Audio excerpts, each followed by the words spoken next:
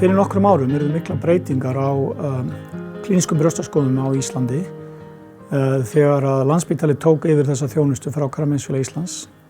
Hér á landi hófst skimun fyrir brjóstakrabbamenni árið 1988 á vegum Krabbameinsfélagsins og Krabbameinsfélagið sinnti þessu með sóma og meðal annars var með röntgenlækna sem margir helguðu sig þessi alfarið eða mestu.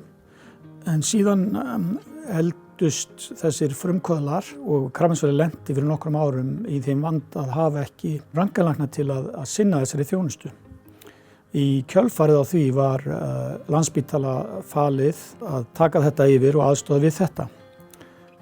Þar sem við höfum ekki haft aðkomu að þessari þjónustu, raun og veru aldrei frá upphafi, að þá hafði ekki byggst upp þekking og færni hjá okkur til þess að sinna þessu og þannig þetta bar brátt að og við kannski höfðum ekki alla burði á þeim tíma til að veita þessa þjónustu.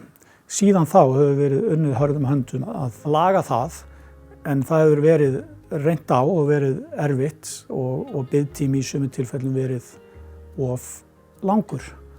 En ég vil líka árétta að við höfum reynt að haga því þannig að biðtími þeirra sem við teljum að þurfi rannsóknir eða þjónustu fyrr að þeir séu teknir þá fram fyrir.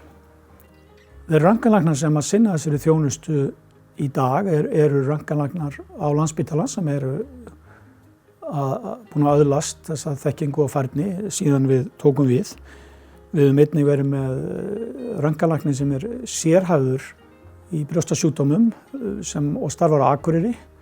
Hún hefur bæði sinnt á Norður-Austurlandi og einnig aðstoð okkur hér í Reykjavík. En þrátt fyrir þetta þá höfum við líka einnig þurft að leita af og til erlendra sérfræðinga til að ná niður biðtíma og biðlistum ef þau hafa orðið óhæfulega langir. Núna þessi starfsemi í húsnæði Krabbameinsfélagsins, bæði eru þá starfsmenn Landspítala þar en einnig starfsmenn Krabbameinsins og erum í samvinnu þessa þjónustu.